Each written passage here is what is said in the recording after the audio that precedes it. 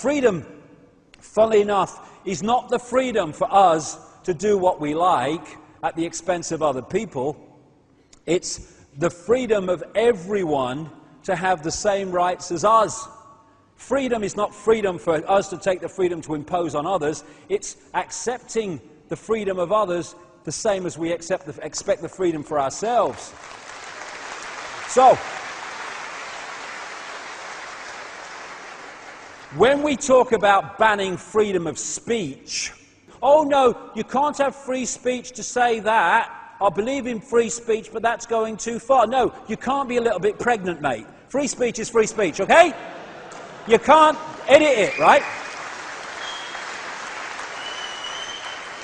And when it comes to freedom of speech, you know, people should have the right to say what they want and all the rest of it. And anyway, don't we want to know what people think about things rather than it all going on in the shadows and no one knowing what's really going on? Of course, freedom of speech is freedom of speech. It's freedom, funnily enough, for people to say things we don't like and to stand for their freedom to say things we don't like as much as to stand for freedom to say what we do like. Freedom is freedom. It's indivisible. You heard what he said about me? Oh, I'm disgusted. I'm so upset. Don't give a shit, mate. Don't give a shit. It doesn't matter. What's it matter? You know why it matters? Because you've made it matter. I think that David Icke's mad, crazy, an idiot. Thank you for sharing that with me. End of frickin' story. Write your opinion. I have a right not to be affected by it. Doesn't matter. Thinks I'm crazy? Good luck to him. Brilliant. I don't think I'm crazy. I'm not affected by that. And I don't get stressed. Oh, how can you say that to me? I'm now getting stressed. I'm getting into a low vibrational state. Why? For something that doesn't matter. If I'm lying on my deathbed, I look at all these people that have heard this abuse at me, and all these situations, I go, that was funny. What a laugh. What a laugh, really. Right? And yet at the time, you can get really caught in it. When I look at my life, there are many times when I've said that. Why me? What have I done? I remember in the early 90s, I'm thinking, I only want to kind of be spiritual-like, and I get all this shite thrown at me. You know, and it's like, why me? Oh my God, what have I done? I'm only trying to do some bloody help. Come on, what's going on? And then I look back, and I see those nightmare experiences as my greatest gift. My greatest gift. We are often offered our greatest gifts magnificently disguised as our worst nightmares. Because we are what we are at this point, not despite what has happened to us, nice, not so nice, and all in between, but because of what has happened to us. That's what's brought us to this state.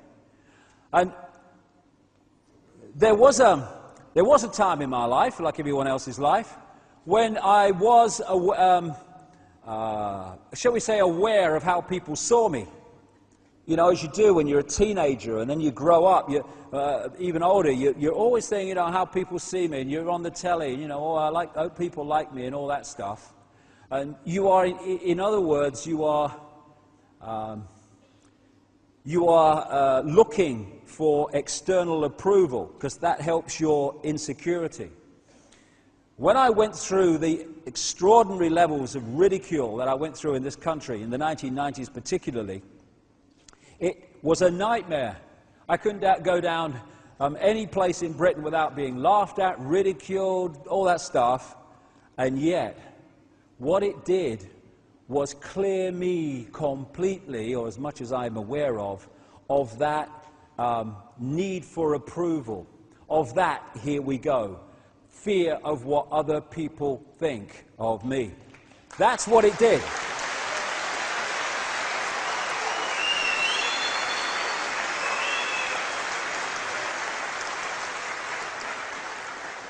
So many of the why me's, we really ought to ask. Why me? Why does it all happen to me? Great question. Why does it always happen to you? Because it's here that the power is. when we realize this is where the projection's coming from, then if we change this, the projection, the holographic physical experience, must change in line with the change in the projection, and therefore our life changes. But it don't change out there, it changes in here. And my experience of life now allows me to continue to take ridicule and abuse and all that stuff, but I don't give a damn anymore. I don't give a damn. It's changed my reality.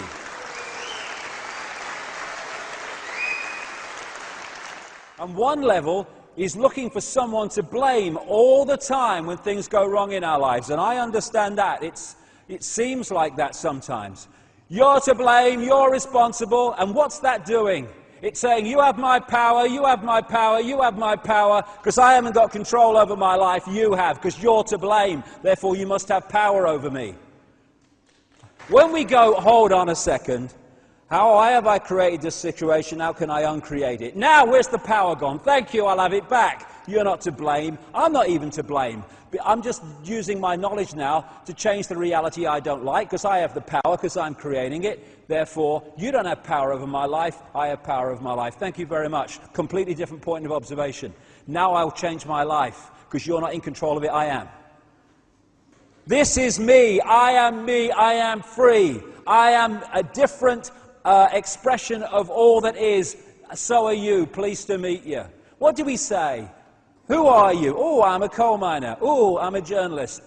Oh, I'm a 70-year-old person from Essex. No, that's what you're experiencing. Wouldn't it be great? Hello, nice to meet you. Who are you? I'm all that is, having an experience. Oh, so am I. Nice to meet you. Nice to meet you. How you doing? All right.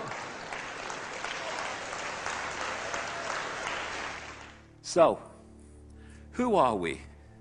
Big question. You're lying on your deathbed. You've got 10 minutes to live. And you're looking back at your life.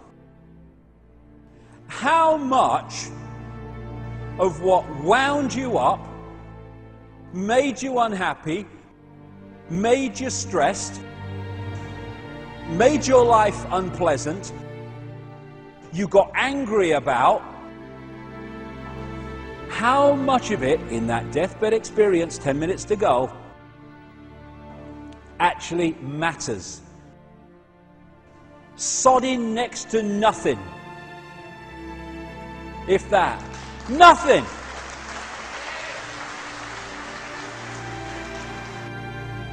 I've always been tremendously interested in what people mean by the word I, because it comes out in curious lapses of speech. We don't say, I am a body. We say, I have a body. And somehow we don't seem to identify ourselves with all of ourselves.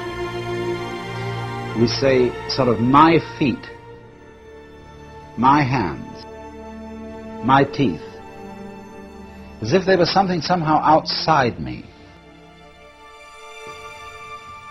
And as far as I can make out, most people feel that they are something or other about halfway between the ears and a little way behind the eyes, inside the head. That is what you call the ego.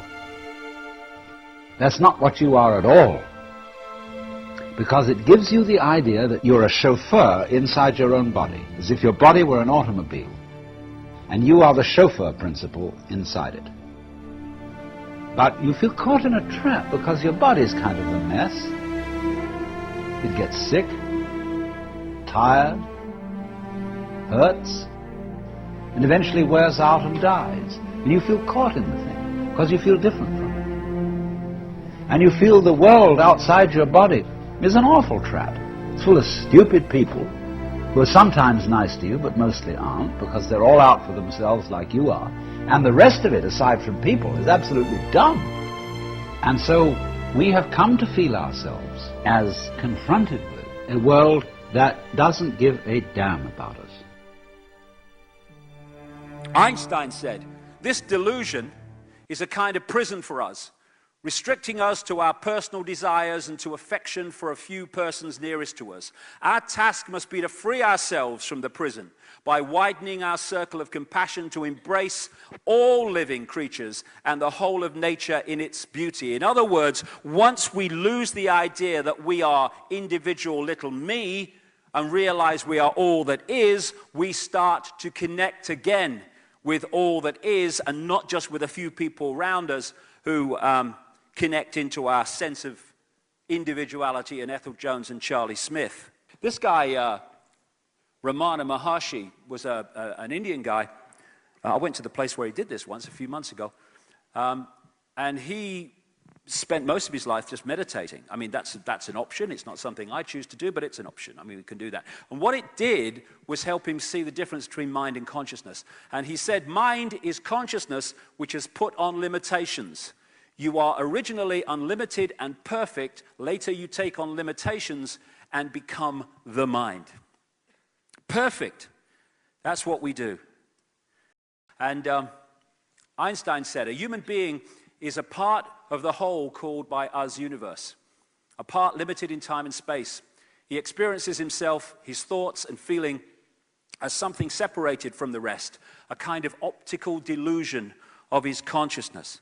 We are multi-level consciousness, extraordinary, infinite genius. On the lower levels of this multi-level consciousness, it's actually photographable now through things like Kirlian photography and such techniques. We are energy.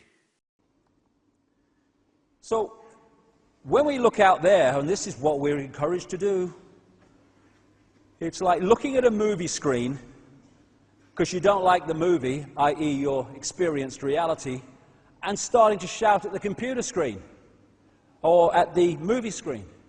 Oh yeah, don't like this movie! Change it, change it! You're mad, mate. It's a bloody movie. It's a projection. You can't change it by shouting at it. It's your fault! The projection is back there, or behind there in this case. That's where it's coming from. So if you want to change the movie, mate, go and find the projector, and then this must change. You ain't going to change the movie by shouting at the sodding screen. But what do? Every day we shout at the sodding screen. Because we don't go to the projector, which is projecting it. Why? Because it's much easier to think it's someone else's fault. We talk about, people controlling and stuff like that.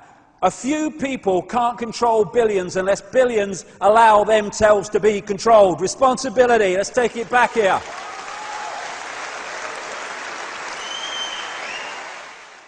If we can move our point of observation from in this world to the out-of-body state, then we change our reality. And in an out-of-body state, we ask ourselves, what is right for us in the moment? Only what body consciousness thinks it is. In the out-of-body state, when we're in that state, are we saying, oh my goodness me, I ain't half glad that I didn't do what was right there, because I'd have had a bit of a problem here? No, we just said, oh, we should have done what was right there, because that was the right thing to do. That's the point of observation when we're out of this program reality. As Martin Luther King said, injustice anywhere is a threat to justice everywhere. Injustice for people we don't like is just as important as injustice against people we do. Getting out of this thing, fearing what other people think, fearing our shadow, fearing anything. We are infinite consciousness, having it experience. There's nothing to survive. There is nothing to fear. This is our natural state. It's about time we went back to it. As William Reich said, so I started off with this, we should not fear to enter a forest because there are wildcats in the trees. We should not yield our right to well-controlled speculation. It is certain questions entailed in such speculation which administrators of established knowledge fear. But in entering the cosmic age, we should certainly insist on the right to ask new, even silly questions without being molested. We must take that right. You want to laugh at me? Good, have a good laugh. Pleased for you. You want to condemn me for what I'm saying because it's outside the norm? Great, fine. You have a right to say that. I have a right to say this. Everyone's a winner. This is what's happening now. We're starting to wake up, and we have the opportunity now. It's a wonderful time to be alive, because all these things are coming together in this point we call time, where we have the opportunity to break out of this cycle of mental and emotional imprisonment. We're being offered the key with knowledge, with understanding, with the gathering, opening awareness, and with the energy change that's underpinning that. It's now a time for us to decide if we're going to take the key and turn it, with all the implications that has for the challenges in this reality. But my goodness me, the freedom of becoming and returning to the true magnitude of who we are, and leaving behind this false identity that we have been manipulated to believe is us. There it is. There's the key for everyone, all of us, me too, to go like that. It's up to all of us to choose if we're going to do it. It's about time we did, I feel. Thank you very much.